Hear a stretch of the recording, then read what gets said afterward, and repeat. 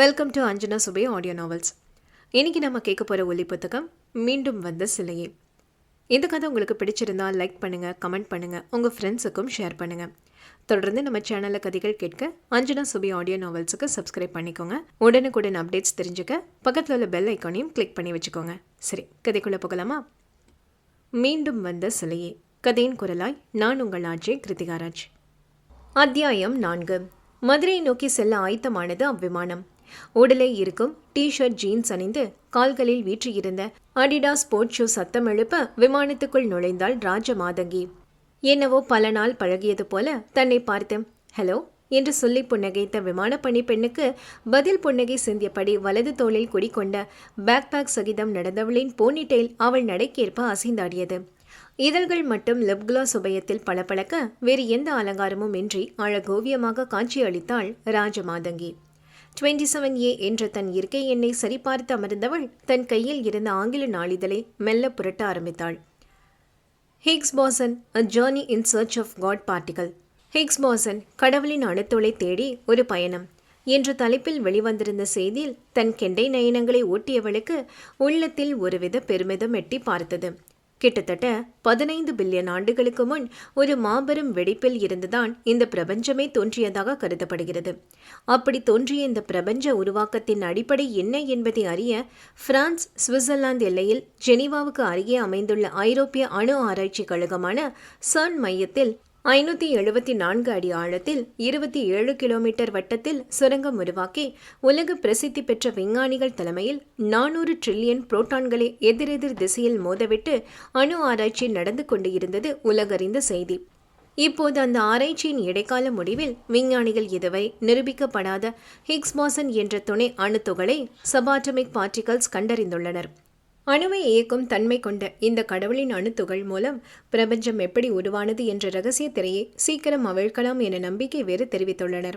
ஒரு பக்கம் அணுக்களால் ஆனதுதான் இவ்வுலகம் என விஞ்ஞானம் சோதனை செய்து அலசி ஆராய்ந்து சொன்னதை எண்ணி பூரித்தவளுக்கு ஏனோ தன் பாட்டன் அடிக்கடி கூறும் அவனின்றி ஒரு அணுவும் அசையாது மாது என்ற கூற்றில் சுத்தமாக உடன்படிக்கை இருந்ததில்லை.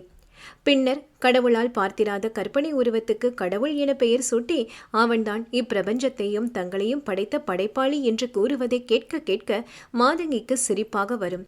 சில நேரம் கடவுளை நம்பும் மக்களும் குழந்தைகளும் ஒன்றென்றே மாதங்கிக்கு தோன்றும். குழந்தைகள்தான் தங்கள் அபிமான கார்ட்டூன் கதாபாத்திரங்களை உண்மை என நம்பி கற்பனையில் தலைப்பர். அதுபோன்றுதான் கடவுளை நம்பும் கூட்டமும் எதையும் பகுத்தறியாமல் கண்மூடித்தனமான நம்பிக்கை ஒரு கற்பனை உருவத்தின் மீது வளர்த்து கொள்கிறார்கள்.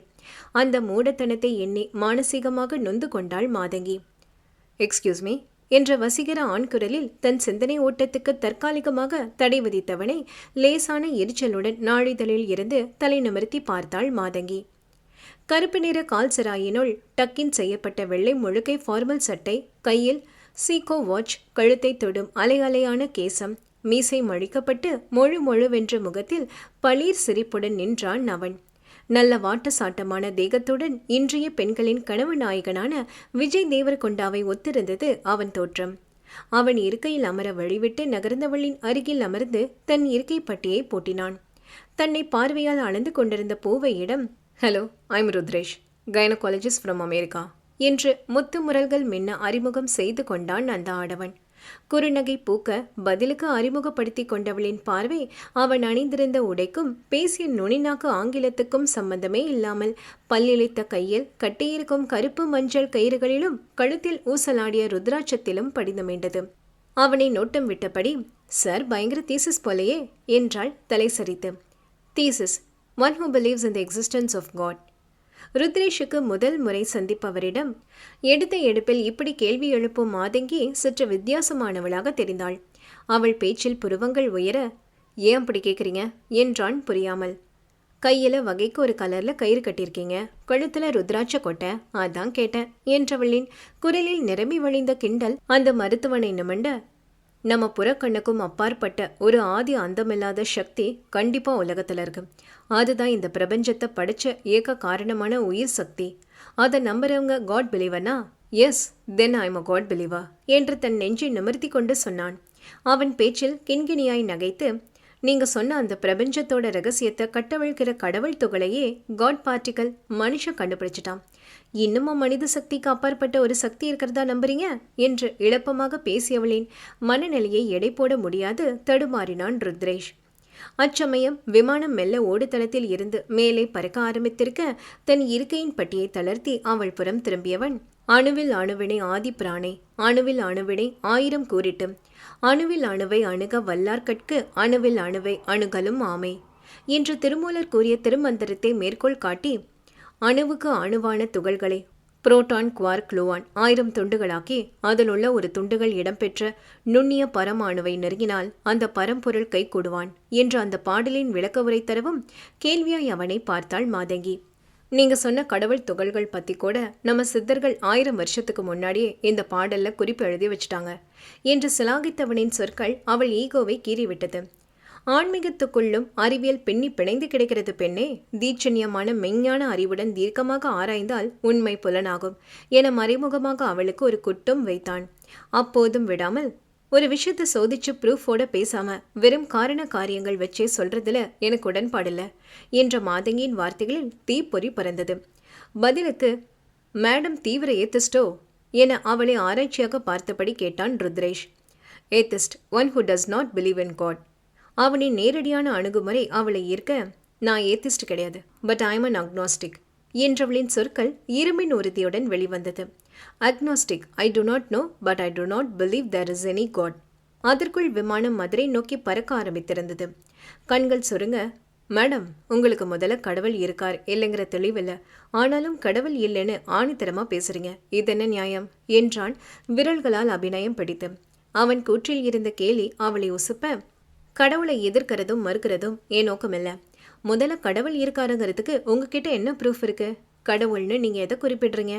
ஒரு திட்டவட்டமான உறுதிப்பாடு இல்லாத விஷயத்த எப்படி கொண்டாட முடியுதுன்னு தான் எனக்கும் புரியல என்றவளின் முகம் பிரதிபலித்த உணர்வுகள் அவள் மனநிலையை படம் பிடித்து காட்டியது. அவளுக்கு கடவுள் நெறியை சரியான கோணத்தில் புரிய வைக்க எண்ணி, உங்க வழிக்கே வரேன். நம்ம ஐம்புலன்களால கணிக்க முடியாத விஷயத்த நம்ப மறுக்கிறீங்க. முக்கியமா கடவுள்ங்கிற இந்த ஆதி மூலம் நம்ம புறக்கண்ணுக்கு புலப்படாததால அவர் இல்லைன்னு சொல்றீங்களே, எப்பவாவது அந்த விஷயத்த முழுசா உணர முயற்சி செஞ்சிருக்கீங்களா? இப்படி முயற்சி பண்ணாம ஒரு விஷயத்த மதிப்பீடு பண்றது கூட என்னை பொறுத்தவரை மூட நம்பிக்கைதான் என்றவனின் பேச்சு சுருக்கென்று அவளை தேய்த்தது. அப்போது பார்த்து அவர்கள் இருக்கை தாண்டி ஒரு மடிப்பு கலையாத காவி வேட்டியுடன் 10 விரல்களில் தங்க மோதிரங்கள் தகத்தகக்க, கழுத்தில் அடுக்கடுக்கான தங்க ருத்ராட்ச மாலையும் நீண்ட தாடியுமாக ஒரு நடுத்தர வயது ஆசாமி சென்றார். வலது கையில் ஐபோனில் யாருடனோ பேசியவர் தனக்கு உதவிய விமான பணிப்பெண்ணின் கன்னம் தட்டப்போக அதற்குள் விலகி சுதாரித்த பெண் பணி நிமித்தம் சகித்து கொண்டு அவருக்கு இன்முகமாகவே உதவினாள். அக்காட்சியை பார்த்த ருத்ரேஷ், ஹே, இவர் அந்த யூடியூப் சேனல் வச்சிருக்கிற ஸ்ரீ நீலகண்டேஸ்வர சித்தர் சுவாமிகள் தானே என்றான் கிசுகிசுப்பாக. ஒரு மாதிரி சிரித்து கொண்டு, அவரே தான், நான் தான் சிவனோட அம்சம்னு சொல்லிட்டு ஐயா செய்கிற வேலையை பார்த்தீங்களா என்றவளின் துணியில் ருத்ரேஷ் நெஞ்சில் ஒரு சுணக்கமும் சங்கடமும் ஏற்பட்டது. ஒரு ஆசிரமம் வச்சு மெடிடேஷன் சொல்லி தரேன்னு இஷ்டத்துக்கு அடிச்சு விட்டா போதும், படிப்பு, ட்ரைனிங், எக்ஸ்பீரியன்ஸ் எதுவும் தேவையில்ல சித்தனாக என்ற வார்த்தைகளால் வருத்தெடுத்தாள் பாவை. போலியான ஆன்மீக சந்தையை வைத்து பொத்தாம் பொதுவாக எல்லோரையும் அவள் குறை கூறுவதை அவனால் தாங்கிக் கொள்ள முடியவில்லை. அவரை விட அவரை சித்தன்னு குறிப்பிடுற உங்களை நினைச்சாதான் சிரிப்பா இருக்கு என்றான் உரக்க நகைத்து. தன்னை ஒரு பொருள் விளங்கா பார்வை பார்க்கும் மங்கையிடம் அந்த காவி ஆசாமியை காட்டி, அவரை பார்த்தாலே ஏமாத்த பேர் வழி நீ ஈஸியா சொல்லிடலாம், அப்பவும் வாய்ஜாலத்துக்கு மயங்கி தேடி போய் விழற கூட்டத்தை ஒன்னும் பண்ண முடியாது என்றவனின் கூற்றை கேட்டு மெச்சுதலாக பார்த்தாள் மாதங்கி. சித்தருங்கிறது எல்லாம் ஸ்டைலுக்கு வச்சுக்கிற அடமொழிங்கிறதையும் சாமிங்க எல்லாம் மாறு வேஷத்துல சுத்துற ஆசாமிங்கிறதையும் ஏன் ஒத்துக்க மாட்டேங்கிறீங்க என சுட்டு விரல் நீட்டி வினவினாள் பெண். உன் பேச்சுல எனக்கு உடன்பாடில்லை என்பது போல், சித் அப்படின்னா அறிவு, அறிவதை வாழ்வாங்கி அந்த அறிவை கொண்டு தன்னை அடக்கி ஆண்டு அறிந்தவர்களே சித்தர்கள், சிம்பிள் என்று நீண்ட விளக்கம் தந்தவன், நிஜத்துக்கும் நிழலுக்கும் நாம தான் வேறுபாடு கண்டுபிடிக்கணும், அதை விட்டுட்டு கண்டதே காட்சி கொண்டதே கோலம்னு பேசுறது அபத்தம் என தோள் குலுக்கினான். அவன் விளக்கத்தில் மண்டையை பெய்த்து கொள்ளலாம் போல இருந்தது மாதங்கிக்கு. அவள் முகத்தில் வந்து போன உணர்வுகளை படித்தவன், ஓகே ஓகே கூல், உங்களுக்கு புரியறது போலவே சொல்றேன் என பேச தொடங்கினான். சித்தன் ஆகிறது அவ்வளவு ஈஸி இல்லை. வருஷ கணக்குல பிராணயாமம், யோக முறைகள், தீட்சை முடிச்சு காயக்கற்பம் சாப்பிட்டு நரை திரை விழாம தியானத்துல பல காலம் இருக்கிறவங்க தான் சித்தர்கள் என்றவனின் நேரடியான பதிலில் மாதங்கியின் முகம் அப்பட்டமாக ஆச்சரிய ரேகைகளை பிரதிபலித்தது. இருந்தும் மாதங்கிக்குள் இருந்த குறும்புக்காரி, என்ன கோபால், அப்போ நீங்க சொல்ற சித்தர்கள் எல்லாம் டெக்னாலஜிக்கலி அப்டேட்டட் கிடையாது போல என அவனை சீண்டினாள். அவள் சொன்ன விதத்தில் ருத்ரேஷுக்கு சிரிப்பு வந்தது. இருந்தும் அதை அடக்கி கொண்டு, இல்ல லதா, இல்ல, உண்மையான சித்தர்களால மலையை மடுவாக்கவும் காத்துல உடம்பு பஞ்சபூதமா பிரிச்சு முக்காலத்துக்கும் டிராவல் பண்ண மட்டும்தான் அவங்களுக்கு தெரியும் என நடிகர் சிவாஜி கணேசன் போல பதிலளித்தான். இப்படியே அவர்கள் விவாதம் தொடர மதுரை விமான நிலைய ஓடுதளத்தில் தரையிறங்கியது அந்த விமானம். மாதங்கியின் பயணத்தை பற்றி கேட்டறிந்தவன் அவள் கேட்காமலேயே தான் விடுமுறைக்கு சொந்த ஊருக்கு வந்திருப்பதாக கூறினான். ருத்ரேஷின் பேச்சு, செயல், சிந்தனை, நம்பிக்கை என அனைத்தும் அவளுக்கு சர்வேஸ்வரனை நினைவுபடுத்த அயல் நாட்டில் வாழ்பவனுக்கு இத்தனை ஆன்மீக நாட்டமா என வியந்தாள். விமானத்திலிருந்து ஒவ்வொருவராக வரிசையில் இறங்க காத்திருக்க ருத்ரேஷுடன் நின்று இருந்த மாதங்கி, அப்போ இந்த ஹாஸ்டல் டிராவல், டைம் டிராவல், டெலிகனைசிஸ், தொலைத்தொடர்பு, மெடம் சைக்கோசிஸ், கூடு விட்டு கூடு பாய்தல், இதெல்லாம் நிஜமாவே இருக்கா என்ன என கேட்டு அவனை மேலும் ஆழம் பார்க்க முயன்றாள். அவளது விவகாரமான கேள்வியில் நகைத்தவன், நீங்க குறிப்பிட்ட அமானுஷ்ய அனுபவங்களுக்கு உடம்பு தேவையில்லை, மனசுதான் முக்கியம். மனசால இந்த உலகத்தை மட்டுமில்ல முக்காலத்தையும் ஊடுருவ முடியும். அது ஒரு தனி மனித அனுபவமா இருக்கிறதால விஞ்ஞான அடிப்படையில இது அணுகவும் முடியாது, அணுகவும் கூடாது என்று ருத்ரேஷின் அழுத்தமான பதிலில் மீண்டும் ஒரு வாக்குவாதத்தில் ஈடுபட்டாள் மாதங்கி. ஒரு டாக்டரா இருந்துட்டு ஏன் இந்த விஷயங்களை விஞ்ஞான ரீதியா அணுக முடியாதுன்னு சொல்றீங்க என மாதங்கி தர்க்கம் புரிந்திட, ஒரு பொண்ணோட வயிற்றுல உண்டாகிற கரு முதல்ல அவளுக்கே தெரியாம தான் நிலை கொள்ளுது, அது போலதான் இதுவும் என அப்போதும் பொறுமையாக பதில் சொன்னவாறு தங்கள் பயண பொதிகளை எடுக்க கன்வேயர் பெல்ட் நோக்கி அவளுடன் நடந்தான் ருத்ரேஷ். அவள் பதிலை திருப்தி உறாமல், என்ன டாக்டர் சார், பதில் கேட்டா சால்ஜாப்பை காட்டி சமாளிக்க பாக்குறீங்களே என விஷமமாக முழிந்தாள் பெண். சில விஷயங்களை உணர்வு ரீதியா விசாலமான பார்வையும் கலப்பில்லாத நம்பிக்கை உணர்வோடு தான் விளங்கிக்க முடியும். அமானுஷ்ய அற்புதங்களும் காற்றையும் மின்சாரத்தையும் போலதான் நம்ம நம்பிக்கையின் அளவுகோலா இருக்கிற ஐம்புலன்களுக்குள் சில நேரம் அகப்படும், பல நேரம் கண்ணாமூச்சி காட்டும் என்ற ருத்ரேஷிடம், சார் கமல்ஹாசன் ஃபேனா என கேட்டு தன் சுட்டு விரலால் காதை குடைந்தாள் பாவை. அவளின் சம்பந்தமில்லாத கேள்வியில், இல்லையே, ஏன் கேட்குறீங்க என்றான் காளை. ஒரு நவட்டு சிரிப்புடன், இல்ல, பாதி நேரம் புரியாத மாதிரியே சுத்தி வளைச்சு பேசுறீங்களே, எந்த கேள்விக்கும் நேரான பதில் சொல்லவே மாட்டீங்களா? இல்ல அப்படி சொன்னா மாட்டிக்குவோமோன்னு பயமா என வேண்டுமென்றே அவனை தூண்டிவிட்டாள். சீரியஸ்லி என இடவலமாக தலையாட்டியவன், சரி, நான் நேராவே சொல்றேன். அமானுஷ்ய அற்புதங்கள் ஒரு கூட்டமாவோ இல்ல எல்லாரும் பார்க்கவோ அரங்கேறாது. அதனால உங்க விஞ்ஞானத்தை வச்சு அதை கூறு போடுவது கடினம் என்றான் வெட்டு ஒன்று துண்டு இரண்டாக. ஏன் ரகசியமா அரங்கேற்றணும்? ஊரு பார்க்க செஞ்சா என்ன ஆயிடும் என்றவளின் கேள்வியில் இப்போது ருத்ரேஷனுக்கு சுர் என்று கோபம் வந்தது. சற்று குரல் உயர்த்தி, ஏங்க, எழுத்தா கொடுத்த யோகா, மருத்துவம், ஜோதிடம்னு எல்லாத்தையும் காசாகிட்டோம், இதையாவது விட்டு வைப்போமே. சில மெய்ஞான விஷயங்கள் கண்ணுக்கு புலப்படாம இருக்கிறவரை தான் அதுக்கு சேஃப்டி என்ற மருத்துவனின் கூற்றில் இருந்த உண்மை மாதங்கியை லேசாக சொட்டது.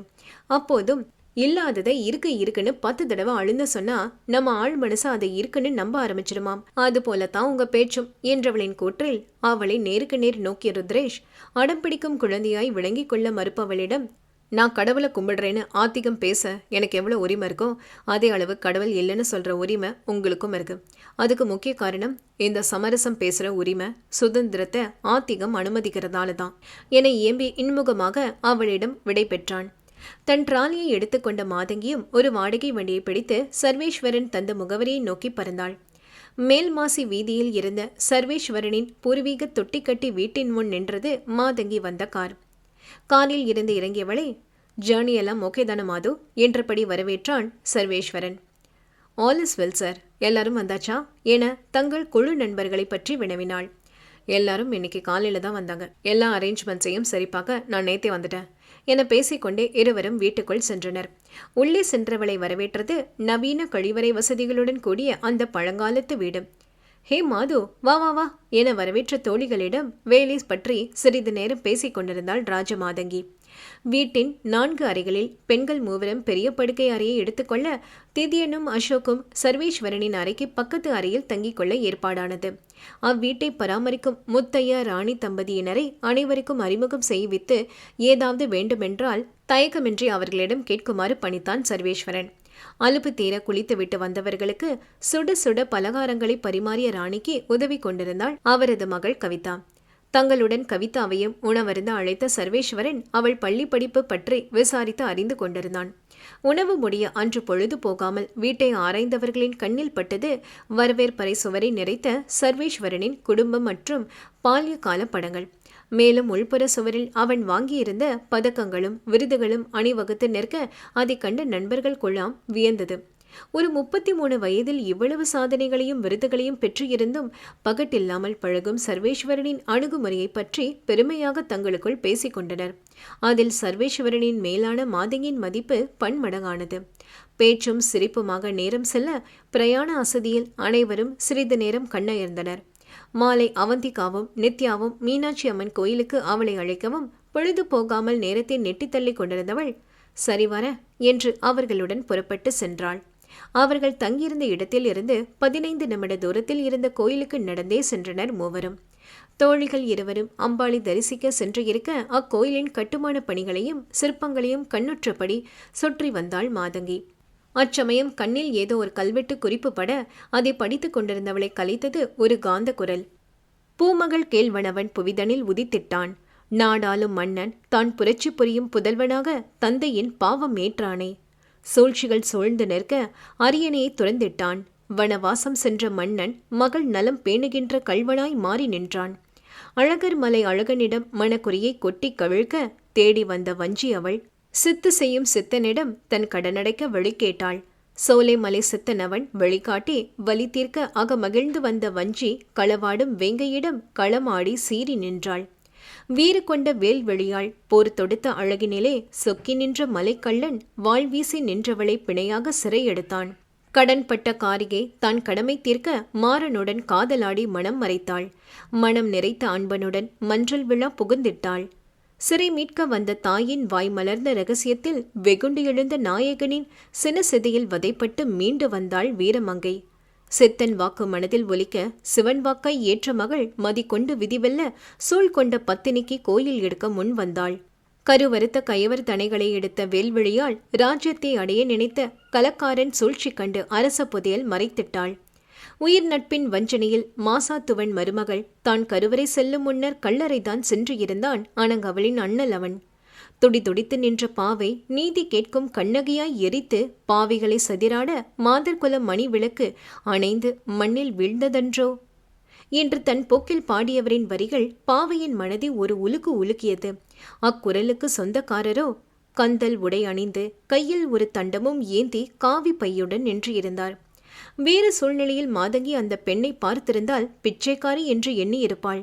ஆனால் நரைத்திரையின்றி பொன்னாக ஒளிர்ந்த முகத்தில் தனி தேஜஸ் மிளறி காணப்பட்டவரின் முகத்தை விட்டு மாதங்கியால் பார்வையை அகற்ற முடியாது போனது. சில நிமிடங்கள் அவள் முகத்தையே உற்று நோக்கியவர் மின்னலென அவள் கண்ணை விட்டு மறைந்தார். அவரை கோயில் முழுக்க தேடி அலைந்து சோர்ந்தவள் கோயில் வாசலை அடைந்தாள். கட்டண லாக்கரில் வைத்திருந்த தன் பொருட்களை எடுத்துக்கொண்டு வெளிவந்தவளின் கைபேசி அதிர்ந்து தன் இருப்பை உணர்த்த அதை உயிர்ப்பித்து சொல்லு நித்தே என்றவளின் செவிகளை நிறைத்தது. மாது, நாங்க கோயிலோட மெயின் என்ட்ரன்ஸுக்கு வெளியே இருக்கிற கும்பகோணம் டிகிரி காஃபி ஷாப்பில் இருக்கோம், வந்துடு என்ற நித்யாவின் குரல். மனதில் ஏதோ சொல்லொன்னா துக்கம் பிடிக்க துரிதமாக நடந்த மாதங்கி தோழி சொன்ன கடையை அடைந்தாள். தோழிகள் மூவரும் ஒரு மேசையில் அமர்ந்தபடி ஆளுக்கு ஒரு காஃபியை வாங்கி சுவைக்கத் தொடங்கினர். அப்போது பார்த்து கடை எஃப்எம்மில் ஏதோ சோக கீதம் ஒலிக்க அது அவள் மனதில் முட்டி கொண்டிருந்த காரணமற்ற சோகத்தை பல்கி பெருக செய்தது. கண்களில் நீர் திரையிட எங்கோ விரித்தபடி இருந்தவளிடம் எந்த கப்பல் கவுந்துடுச்சுன்னு இப்படி சோக கீதமா போட்டு தாக்குறாங்க விடுங்க என்று நித்யாவின் பேச்சு எட்டினால்தானே. வந்ததிலிருந்து முகத்தில் படர்ந்த குழப்ப ரேகைகளுடன் அமர்ந்திருந்த மாதங்கியின் உடல் மொழியை கண்டும் காணாது பார்த்து கொண்டிருந்த அவந்திகாவும் மாது, ஹே என்னாச்சு, ஏன் ஒரு மாதிரி இருக்க என வினவினாள். ஒண்ணுமில்ல, லேசா தலைவலிக்குது என சமாளித்து தன் நிலை மீண்டவள் குடித்த காஃபிக்கான பணத்தை கடையாளிடம் கொடுக்க சென்றாள். இந்தாங்கண்ணா என நீட்டிய பணத்தை பெற்றுக்கொண்ட கடைக்காரரிடம் அந்த கந்தலுடை பெண்மணியின் அடையாளங்களை கூறி அவரை பற்றி விசாரித்தாள் மாதங்கி. தன் போக்கில் காஃபிக்கான பாலை அந்த கொதிக்கும் பாய்லரில் பிடித்தவர், ஆட நம்ம ஊமச்சி அம்மாவா, அந்த அம்மா திடீர்னு வரும் திடீர்னு போகும், அது வாயை திறந்து பேசி யாரும் கேட்டதில்லம்மா, அது ஊமைங்க என்றவரின் பதிலில் உண்மையாகவே மாதங்கியின் தலை விண் விண் என தெரிக்க ஆரம்பித்தது. தன் இருக்கையிலிருந்து மாதங்கியின் முகபாவனைகளையே உறுத்து பார்த்து கொண்டிருந்தாள் அவதிகா. குழம்பிய குட்டையில்தான் மீன் பிடிபடுமாம். இந்த ராஜமாதங்கியின் சகதியான மனக்குழப்பத்தில் எந்த மீன் பிடிபடுமோ?